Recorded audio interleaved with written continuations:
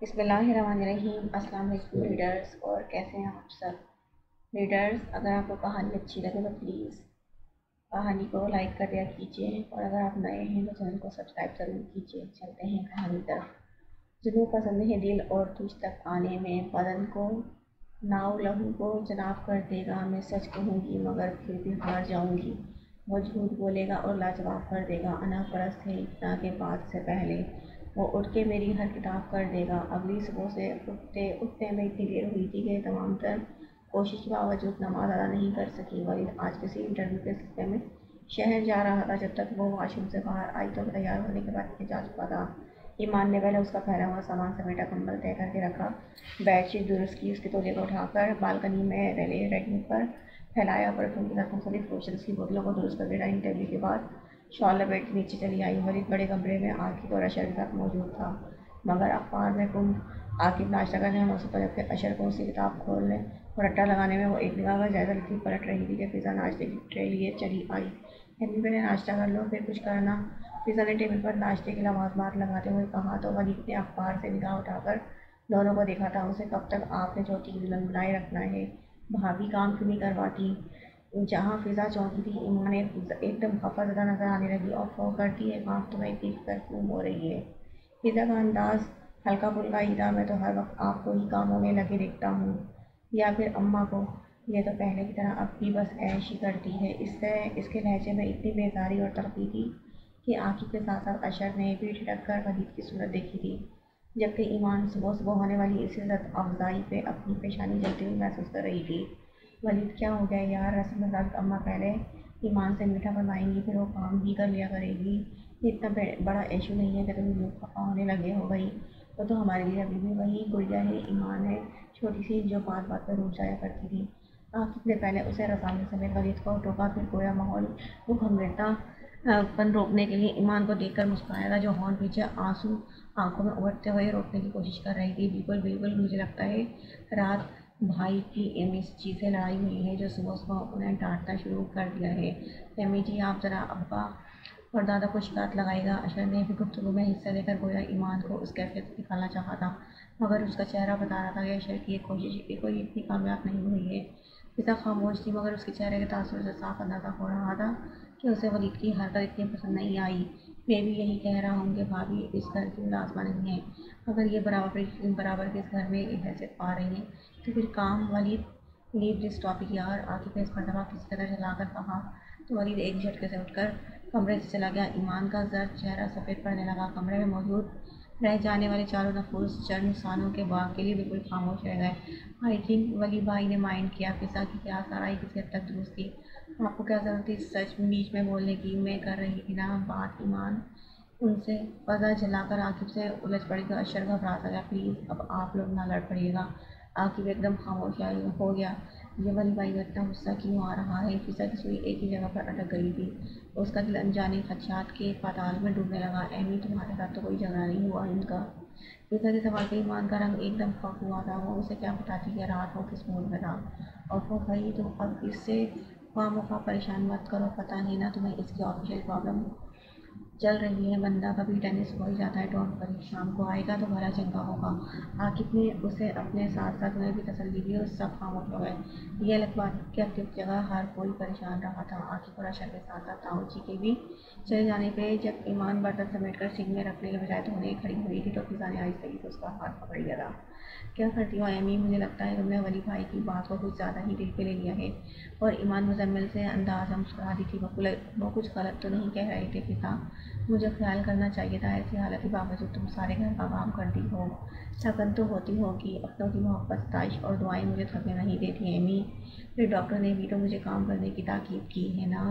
اپنی بات کے اختتام پر وہ تنزدہ مسکرائی تھی۔ ضرور کرو، مگر سارا نہیں، صرف اتنا جتنا تم آسانی سے کر سکو۔ رسانیت سے کہہ کر وہ برتن دھونے میں مشغول ہو گئی تھی۔ فضا گہرا سانس کھینچ کر رہ گئی۔ سجنا نے پھل مار دیا، میری روح پلک تک روئی، لوکا نے پتھرا دی، مینوں پیڑا نہیں کوئی۔ دادا جی کے ریڈیو پہ گیت چل رہا تھا، جس کی آواز کھلے دروازے سے اس تک بآسانی پہنچ رہی تھی۔ چاول صاف کرتے اس کے ہاتھ اس دعوے پہ ساخن ہو گئے، सोज़ोगदार से पुर लहजे का रचाओ अल्फाज के कर्कनाकी ने लम्हे के हज़ारों हिस्से में उसकी आंखों को भिगो डाला। प्यार किसी को कभी ना रब्बा ऐसे मोड़ पे लाए, भूलना चाहे कि दिल उसको भूल ना पाए। मुझ जैसा दर्द मिला ऐसी चोट न कोई खाए, सजना दे कोई मार दिया मेरी रूह पलक तक रोई टप टप। दो आंसू उसकी आंखों से टूटकर जामलों की प्रात में गिरे और उसे खबर भी न हो सकी। उसी पल किचन की सिमत आते वलीद ने यह मंजर देखा था और वहीं रुक गया था। तभी उससे बेरुखी से पूछने लगा, क्यों रो रही हो? वो जो उसकी आम से बेखबर थी आवाज़ पे इस बुरी तरह से डर कर उछली कि गोद में पड़ी फरात चावलों समेत नीचे जा गिरी। फर्श पे जा बजा चावल बिखर गए, जबकि फरात जमीन पर एक आध चक्कर का खाने के बाद औंधी जा पड़ी थी। वलीद की आंखों में तमसा खर जबकि ईमान के चेहरे पे ताज्जुब और पशेमानी झलकने लगी। क्यों करती हो वो काम जो तुम्हारे बस का रोक ना हो? ईमान ने होंठ काट कर उसे देखा। बेबसी, घबराहट और खजालत ने मिलजुल कर उसे रूहानसा कर दिया था। वो झुकी थी और बिखरे हुए चावल इकट्ठे करने लगी। लंबी उंगलियों वाले गुलाबी हाथ मसरूफ़ अमल थे और वलीद की निगाह इस मंजर में अटकने लगी थी। शरीर लटे जिन्हें वो इस मसरूफियत के आलम में कानों के पीछे उड़सती और वो फिर मचल कर उसके गाल चूमने लगती। वलीद का अपना दिल भी उन्हीं लटों की तरह मचला तो बेसाख्ता निगाह फेरते हुए होंठ भींच दिए। मैं चाय के खातिर आया था यहाँ पे अफ्ताब आ पड़ी। भाभी कहाँ है? अपनी झल्लाहट को उसने इस दावे से निकाला। ईमान की खपत तो चंद हो गई। मैं अभी बना देती हूँ। इस काम को अधूरा छोड़ती मुबतजी से बोली। मुझे चाय चाहिए मैम। जोशानदा नहीं। उसके तंजिया लहजे पे ईमान का सारा जोश धरा का धरा रह गया। अब किस सोच में गुम हो गई हो? बताओगी या मैं खुद कुछ कर लूँ? वो जाने कितना झल्ला रहा था। ईमान ने झलमलाती नज़रों से उसे देखा और आगे बढ़कर चाय के लिए पानी रखने लगी।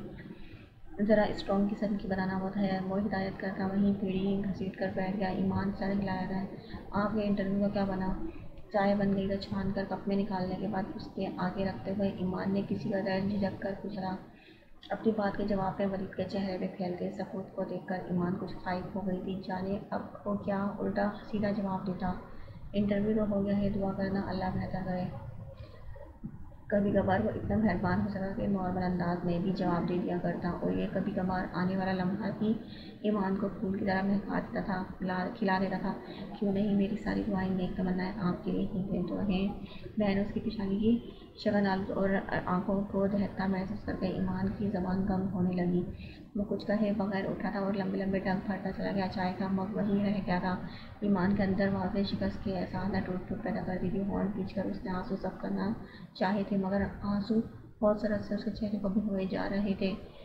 क्या उसने कोई ऐसा नहीं अपना जिसे ज़मानू कहा मैंने मेरे इशारे पे सब आंसू बहा लो तुम? कहा उसने मोहब्बत ज़िंदगी है और दर्द देती है। कहा मैंने मोज़े की तो मोहब्बत ही दिखाती है। कहा उसने मोहब्बत में फ़कत आंसू ही आंसू है। कहा मैंने घासना भी मोहब्बत ही सिखाती है। कहा उसने दुआएं ज़िंदगी को मांगने क्यों नहीं? कहा मेरी उस ज़ात से मनसूब तुम होना। कहा मेरे देखो तो जान में जान आती है। वलीद के किसी दोस्त की शादी थी और वो उसे साथ ले जाना नहीं चाहता था मगर दोस्त के इसरार इतना था कि उसे मजबूरन हामी बनना पड़ी। उसे तैयार होने का कहकर वो खुद नहाने घुस गया था। जब बात लेकर निकला तो ईमान को चंद सूट सामने रखे कुछ परेशान पाया था। वो अभी तक यूं ही बैठी और शहर जाना ही हरम मोहतरमा वो किसी कदर दरश्तगी से जताकर बोला था। ईमान उसके मूड की खराबी के ख्याल से ही गड़बड़ाने लगी। मुझे समझ नहीं आ रही कौन सा लिबास पहनूं। फिजा कह रही है साड़ी पहन लो। वो कदरे झिझक कर बोली। वलीद ने ब्रश टेबल पर उछाल कर उसकी सिम देखा। रेशमी बालों का आबशार कुछ पे गिराए अपनी दमकती हुई रंगत के साथ वो उसकी उलझन में उतला कोई अनोखी सी लग रही थी। हाँ तो पहन लो ना, इसमें इतना परेशान होने वाली कौन सी बात है? उसने काम निपटाने वाले अंदाज में कहा और अलमारी खोलकर अपने लिए कपड़े सेलेक्ट करने लगा। ईमान कदर मुतमईन हो गई थी और साड़ी उठाकर उसे कमरे में चली गई। वलीद ने वाइट पैंट कोट निकाला और तैयार होने लगा और जिसकी वो खुद पे फराक दिली से परफ्यूम स्प्रे कर रहा था तभी ईमान ने साड़ी का पल्लू संभालते हुए अंदर कदम रखा था।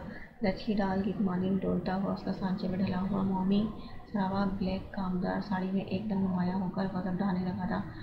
स्याह नेट की हाफ स्लीव्स ब्लाउज में उसका निगाहों को खैरा करता हुआ हुस्न गोया लश्कारे वहाँ रहा था। गुलाबी फ्रेश चेहरे पर कला की जाज़बत और मसूर कर देने वाली मासूमियती वो सही मायनों में माहौल से बेगाना होकर रह गया था। ईमान ने उसकी निगाहों के इर्तिकाज़ को महसूस किया तो बिखरती धड़कनें कुछ और मुंतशिर होने लगी। उसकी निगाहों की हरारत से पिघलती वो बेसाख्ता नज़रों को झुका गई। वलीद को उसके हाथों में बज उठने वाली चूड़ियों की जलजलन ने चौंकाया था। अपनी बेखुदी में वो बेसाख्ता खौफजदा नजर आने लगा। ये पहन के जाओगी तुम वहाँ? जी आप नहीं तो कहा था। वो उसकी तिरछी कांटदार नज़रों की आंच पे सकता कर नजरें चुराने लगी। तब मुझको थोड़ा ही पता था कि तुम। मैंने उसने होंठ भींच कर सर को झटका, फिर किसी कदर बरहमी से बोला था, जाओ और फ़ौरन से बेशतर चेंज करो इसे। जी। वो इतनी आसानी से जान छूट जाने पर सड़क से अंदर भागी और चेंज करके जब वो ये पूछने कि वापस आई कि अब कौन सा ड्रेस पहने तो पता चला वो अकेला ही जा चुका है। ईमान ठंडा सांस भर के रह गई थी।